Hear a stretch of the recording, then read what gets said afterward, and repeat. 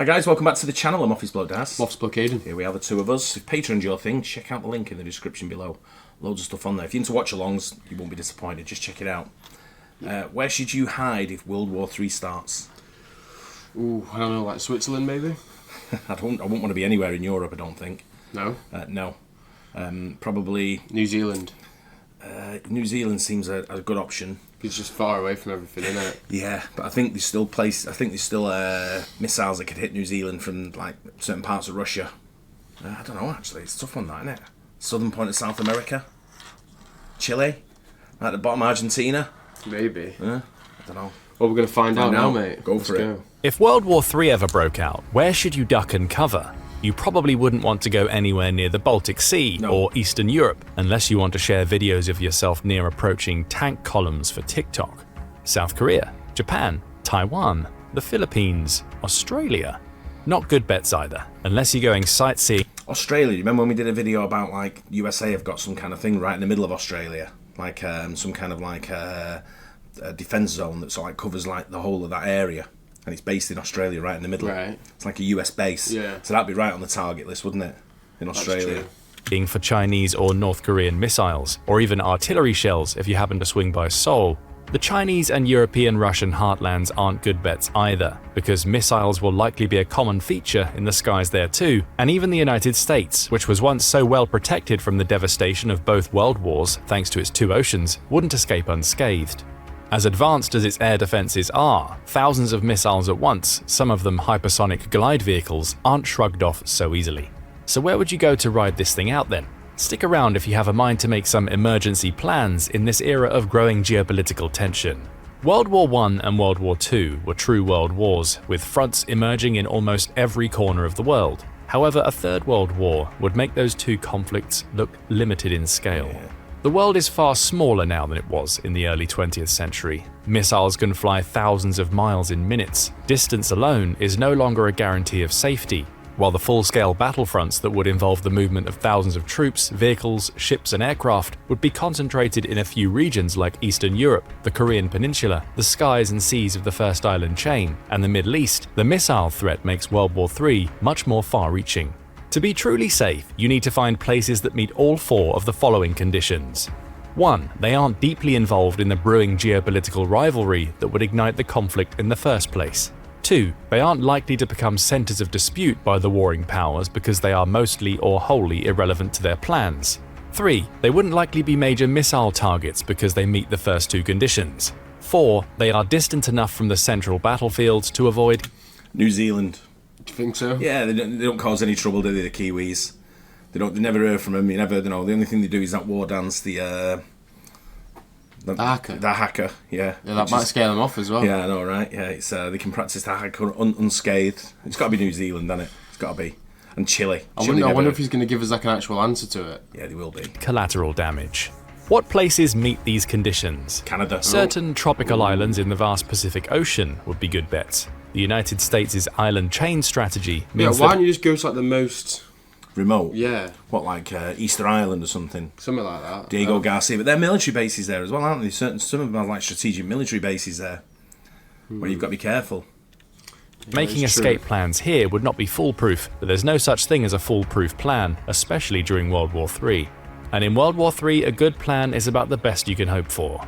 You'll want to avoid places like Guam, which hosts the largest American military base in the region. You'll probably even want to avoid places like the Solomon Islands, Palau and Kiribati, which have all gotten involved in the plans of the great powers in one form or fashion. Fiji would likely fall under the good bet category though. It's outside of the First Island chain, which means it wouldn't likely be a battlefield. The closest place to it that might become a battlefield is Australia, which is still over 1,900 miles away. It also wouldn't be an important strategic location for either side to use against the other, and it lacks valuable wartime resources. To make it even less likely as a location of interest for the great powers, Fiji has a small military of about 6,500 active troops and 6,200 reservists, so it doesn't have much to contribute in hard power to a warring party. Fiji has no foreign alliances either, so it likely wouldn't become one of the dominoes that fall this time around. To make matters even better, Fiji is not one island, but an archipelago of about 300, so you have a lot of real estate to choose from in finding the spot you think is safest. Just find the best place for you and enjoy the abundant fish to eat as the world falls apart around you. If you think you need an even more remote location, the country of Tuvalu would likely pique your interest. 705 miles north of Fiji, it's even further away from any likely battlefield that would come from today's geopolitical climate. Like Fiji, it has no security relationships that would make it a domino to fall in the build-up to a contemporary world war, although its recognition of Taiwan and lack of an embassy on the mainland does anger Beijing. I'm pretty sure Tuvalu's the least visited country in the world every year. Yeah. Oh, really? Yeah. Still, Tuvalu is simply too far Something like away that from anyway. China for it to be a point of interest in a current world war, nor would the Chinese military waste valuable missiles there. You wouldn't need a valuable missile though to hit Tuvalu, would you really? Because it's One bullet so would it's probably take small, the and whole just thing. that's what I'm saying. You just throw your shit stuff on there, just get rid of it, just wipe it out. It's like easy low-hanging fruit sort of Or thing. just go for it. or just get a bomb near it, and then a tsunami would take it out a big wave. Yeah. Meanwhile, there's no important place for it in the US middle of military's Fiji and planning for a Tuvalu, get conflict them in the both. region. You might be a little lonely in Tuvalu though, because it's one of the world's least populated nations, with only about 11,000 people, though it is also the 35th most densely populated country. So if you're okay with seeing the same faces routinely, it might not be that bad. Loneliness might be worse on Fiji, because even though it has about 940,000 people, it's ranked 161st in population density, so you might not see a lot of people if you decide to wait out World War III there. If you want to take a greater risk for a more cosmopolitan setting, you might want to try New Zealand. The problems with this choice come because New Zealand is integral to several international security arrangements, like the Five Eyes intelligence network and the Five Power defense arrangements with the United States, Australia, United Kingdom, and Singapore. Although these arrangements are not NATO-type mutual defense treaties, they do mean that New Zealand is more drawn into the security structures that would pull their members into an armed conflict. Yeah. New Zealand also has valuable resources for warring parties like hydrocarbons, iron ore, timber, and even gold. Still, New Zealand boasts other advantages. Over 2,000 miles to the southeast of Australia, New Zealand is far away from the hotspots in the Indo-Pacific that would see some of World War III's most furious fighting. It's far out of the reach of China's military, for example, even if it wanted to use the country as a basis for cutting off Australia's trade routes. Because military units would likely not be concentrated there, there isn't a high chance that China or its allies would waste valuable missiles in striking targets in New Zealand. Stranger things have happened in war, however. The good news is that if fighting reaches New Zealand's shores, about 30% of its land is designated as protected, which means you have a lot of hiding places in that country, with many of the resources you would need for survival.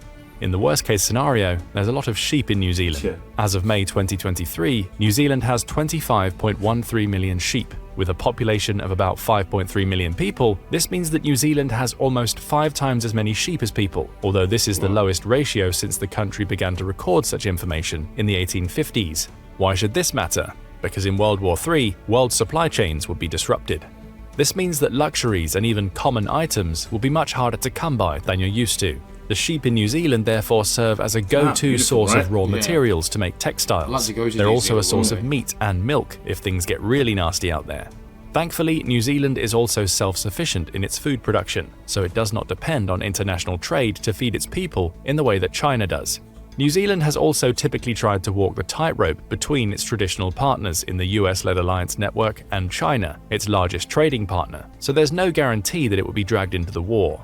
This makes it the safest country in the region that's also considered a well-developed first world nation. The infrastructure in New Zealand is much more advanced than Fiji and Tuvalu, for example. But there is a problem with all of these countries we haven't yet addressed. What if you're on the other side of the world? Commercial air travel would be cut off or at least drastically reduced if such a nightmarish scenario as World War III comes to pass. That means you'd likely need to get to Fiji, Tuvalu, or New Zealand by boat.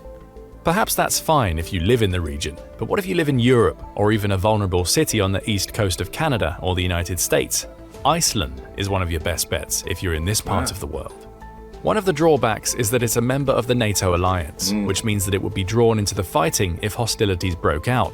Iceland is also part of the GI-UK Gap, a natural choke point stretching between Greenland, What's that middle one? Greenland. Greenland, yeah. skirting Iceland, and ending with the United Kingdom. This choke point commands the shipping lanes between the Norwegian Sea and the North Atlantic Ocean. NATO's control of this gap is a problem for Russia, as it prevents Moscow from projecting power into the world's oceans. During the Cold War, protecting the GIUK gap became the primary task of the Royal Navy. In the new era of great power competition, the gap has become prominent again as a gateway to and from the Arctic. This choke point makes Iceland more of a potential target. Iceland also hosts an air station for the United States Navy, the Naval Air Station Keflavik. Among other tasks, this base can host B-2 bombers for extended deployments, which it did in 2021. Presumably the coming B-21 will also be deployed there, should it be appropriate. Such a capacity makes this base an inviting missile target. The base is located toward the end of the Reykjanes Peninsula in southwestern Iceland. However, Iceland is also distant from the battlefields that would develop on the European front, and its homeland will be well protected by NATO's combined naval forces. It doesn't help that the Russian Navy is a floating disaster, which almost certainly means that any attempt for it to be a formidable presence in the Geoke Gap would end badly. Russia simply doesn't have the naval capacity to act that way anymore. Russia comes across to me like they're still living in like the 1970s and 80s with their military sort of like hardware. You know, you look at the military intelligence. They got loads of it. They got loads of it, but it just seems like it's a load of shit. You know what I mean? Like a hoarder. They've been like a military hoarder. Don't throw that ship away. We might need it. Yeah. You know, yeah, but it's from 1912. Yeah, but we might need it. Iceland would also not be a staging ground for NATO's forces, which means aside from the Keflavik base, it's probably not a target for enemy missiles. According to the Global Firepower Index, Iceland has no military. Its isolated geographical position ensures it can rely on its allies. More importantly, Iceland is a relatively self-sufficient country, resistant to the destruction of global supply chains. And they've got 10 of the last 11 world's strongest men. Every time I watch World's Strongest Man, it's always some guy from Iceland who's winning it. Yeah. Its robust fishing industry likely means that your plate wouldn't be empty if you took shelter there. There's also plenty of fresh water to ensure you won't get thirsty. Iceland is also an energy-independent country. All of the energy in its power grid comes from its own resources. 73% of its energy comes from its hydroelectric power plants, and the rest comes from geothermal sources. 90% of Iceland's houses are heated directly by geothermal water directly via pipeline, so even if the power grid goes down, you likely wouldn't freeze. Iceland still needs to import fossil fuels for its transportation, but the government has implemented a policy to reduce this dependency. For example, it's one of the world leaders in electric vehicle adoption. Electric vehicles still make up a small portion of Iceland's total fleet at 14%, but the growth rate has been among the fastest in the world. 85% of private cars sold in the country were electrics in the first half of 2022, up from 60% in 2021 and 46% in 2020. If you happen to be by the Keflavik base, there's a good chance you'll be able to get your hands on an electric car and drive to a safer area. If you're in North America and can't quite make it to Iceland thanks to commercial air travel being shut down, you can try your hand in the larger island next door, Greenland.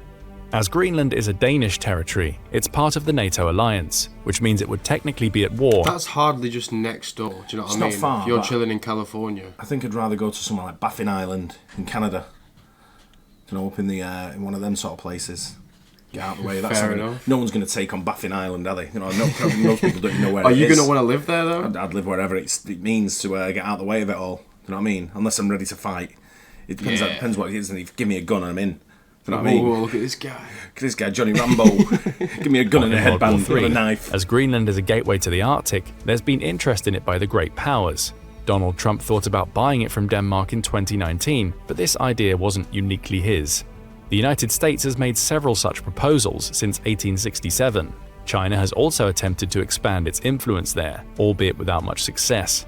Greenland could in theory be vulnerable to Russia's navy and missiles, but since this place is so remote from the battlefields that would develop in Europe, it wouldn't make much sense to use such valuable resources there. Greenland's northerly location and size make for a safe combination. The further north in Greenland you go, the safer you will be from the plans of the great powers. Greenland also lacks a road network, which makes it even less attractive as a military battleground. Go north near the Arctic Circle, and you leave the Geoke Gap behind. Learn to live off the land and the abundant marine resources here from the natives, and you'll likely have as good a chance as you can of surviving the war. But if the cold weather and the Geoke Gap makes Iceland and Greenland undesirable for you, and you're still too far away to make it to New Zealand, Fiji or Tuvalu, you can try going to the Azores. This is an autonomous region of Portugal, which means they're part of NATO and would be considered hostile territory in World War III. Like Iceland, the Azores host American troops, the United States Forces Azores, based at Lajes Field. There are about 165 American troops stationed there, and it's acted as a support base for NATO operations far afield, including during Operation Desert Storm. Most notably, the base hosts C-17 transport planes and the KC-46 Pegasus tanker. The base ensures that American aircraft and supplies can operate throughout much of the Atlantic and Africa. Hobbling NATO's logistics by destroying it in a missile attack would seem like an attractive prospect if ammunition can be found. Nevertheless, the Azores' remote location means they will be far from any battlefront. As long as you aren't by Lajes Field on the island of Terceira, you'll probably be okay. The Azores might serve a strategic purpose for NATO, but their geography puts them beyond the reach of the enemies that would confront it in World War III. Like the first two world wars, the major battlefields would occur in Europe and Asia. Where are the Azores? I'm trying to locate them in my head. Are they off the coast of like Maldives or somewhere? Or I'm not Zimbabwe? 100% either. Are they down that way of Africa? Off the coast of like East Africa? I don't know. No, I'm not sure where they are. Would that be Portuguese if it was? Well, Zimbabwe's Portuguese, isn't it? But then again, so Angola. So it could be off the coast of like, yeah, it's on the other side, isn't it? But that seems a bit too south. Is it not near the Canary Islands? No, because that's where we went. Portuguese one. Madeira. Yeah, I don't know if it's part right up there. For some reason, I've got it down over the other side. But I'm not 100% sure where the Azores are. It's a big holiday spot from here where a lot of people go on holiday. But I don't know where it is. That's looking like the best bet so far from this video to go to. What about, if that's the case, you might as well go to Sao Tome and Principe. Principe. Is that what it's called? Sao Tome and Principe? Off the coast of Nigeria. Yeah. South of it, yeah. But thanks to missiles and nukes, North America is no longer safe. What if you live there but aren't close enough to Iceland or Greenland? You can try going to South America. This continent does not host any country that would be likely to find itself drawn into the conflict. But where would you go there? The safest place from the war might be the Brazilian rainforest, where uncontacted hunter-gatherer tribes still live to this day. But since you're watching this, it means you're part of the global civilization and would likely find it hard. Probably have more chance of surviving if I was in the World War. There's probably more chance of surviving Russia. Survive there. You won't get killed by a missile, but something or someone else might do it. Fortunately, there are places in South America where you would most likely be comfortable even during World War III. One of these is Chile. This country is well protected by the Pacific Ocean and stretches down into South America's southernmost point. If Chile does become a target, you can escape to the Andes Mountains. Thankfully, you wouldn't likely need to go to those extremes. Chile is one of South America's most developed countries, has fertile land to grow crops, and there's potatoes pretty much everywhere. Like Iceland, Chile has made it a priority to be energy independent, and although it's not as well advanced as its northern peer, it produces 23% of its power from hydroelectric sources, 10% from wind, and 16% from solar. It still imports almost 71% of its net energy supply as of 2022 though, so if you're going to Chile, be prepared for future power outages, but in the context of World War III, a blackout doesn't seem so bad. If you're in the old world, there's another continent that would be relatively safe from the ravages of World War III, Africa.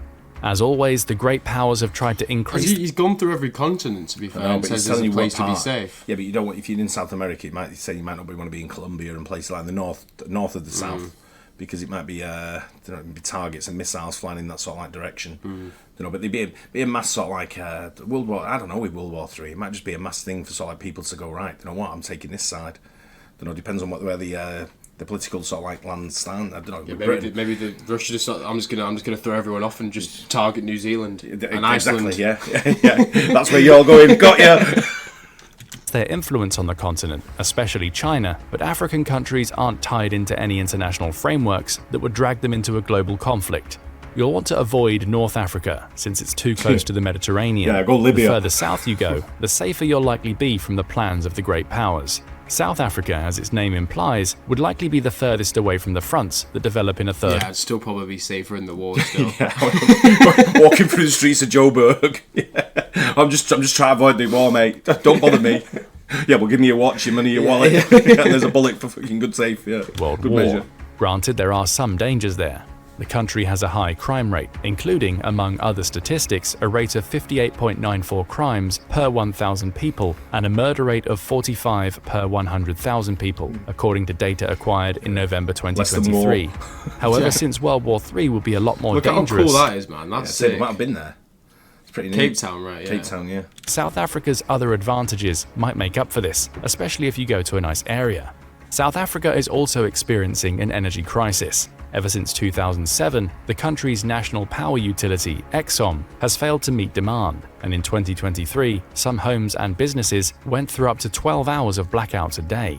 But in World War III, almost every other place would be too, and if your goal is to avoid a nuclear fireball while still enjoying city life, Cape Town wouldn't be a poor choice. There's plenty of seafood in Cape Town, coming from resources off the coast, so you probably wouldn't go hungry there. 4.9 million people live in the Cape Town metro as of 2021, so you likely wouldn't feel lonely either. These are the safest countries to go to in the event that World War III doesn't escalate to even a small nuclear exchange. If it does though, nowhere in the world is safe. Even the use of less than 1% of the world's nuclear weapons could produce dramatic environmental changes. For example, researchers at Rutgers University determined that as few as 50 bombs with the yield of the Little Boy device dropped on Hiroshima, 15 kilotons, would heat the stratosphere enough to deplete the ozone layer and cool global temperatures by 1.5 degrees Celsius for several years. Wow. After a decade, the temperature would still be 0.5 degrees below normal, the equivalent to the Little Ice Age, which lasted from about 1300 to 1850 and was marked by bitterly cold winters such as the Great Frost of 1709. While this would be uncomfortable, it would at least be survivable if you aren't directly in the blast zones, since an exchange of this sort would not be enough to create a full-blown nuclear winter. But unfortunately, if you have plans to survive a nuclear World War III, today's bombs are much more powerful than 15 kilotons, and since the great powers collectively have thousands of them, more than 50 would likely be used. Nuclear winter is all but guaranteed if nukes are used, and with it the crop failures that would kill billions, with you likely among them, no matter where you are. So even if you have a detailed World War III survival plan, the only thing you can really do is pray that the war remains conventional. But what do you think might be the safest places to go to in World War III? And is... I know. I know where I'd go. Where? I'd probably go Yukon or somewhere like Northern Canada. Northern Canada. I'd go. Do you know where I'd go? Where? Liverpool. Because they'd look at it and go, nah, don't bomb, it's already been bombed. Look at it, don't bomb there, it's already been bombed, they've gone through enough shit. Bomb somewhere else. Yeah, that's not a bad idea. I'd be safe, I'd just be stood there going, hey. Yeah. Carry on as normal. Yeah, I know, but at the same time, you're going to be living on, hey, yeah, well, there's the downside, so everywhere you go, I guess. Yeah, again, you might get robbed as well. Yeah, but no, it's, I think, I don't know, I don't think hopefully it won't come to nuclear war. Or anything like that, because that's just going to blow us all out. What's the the water. point? It doesn't matter where even you the go. person setting it off is going to probably die from it. You could sort of like, you could go somewhere where you like, you sit in like, you just sort of like, you're in the zone. So you know the obvious sort of thing. Go to Moscow. Yeah. You know what I mean? Blend in. Walk around like nothing's going to happen, and maybe nothing will happen. Yeah. I don't know. It's a good question though, isn't it? But it's a great pub topic that. Yeah. You know, because you get everyone in the pub talking, because everyone will come up with their own idea and the reason why, won't they? Yeah. Let us know in the comments where you'd go. Surely there's a country that has like so many islands, like you could just hide on one of the islands. Greece. Yeah. I guess what's it get you though, wouldn't it? The radiation would get you. Yeah, It'd eventually catch up on you because Europe would be a hotbed of just like being sort of like taken apart. You'd have to be like you said somewhere like Guam or Diego Garcia or something. No, but you're not allowed to go Guam, mate. That's Yeah. what they said. It's a big no-no. Yeah, I know, but they'd probably defended. It's probably shielded, shooting shit down before it even goes off. You know what I mean? Taxi for Guam, send it. Took out straight away. Know where that one's going. Yeah. Anyway, good video, right? Yeah. Good topic of conversation. Hope you guys enjoyed it. Don't forget to like and subscribe. We'll see you on the next one. Cheers. Cheers.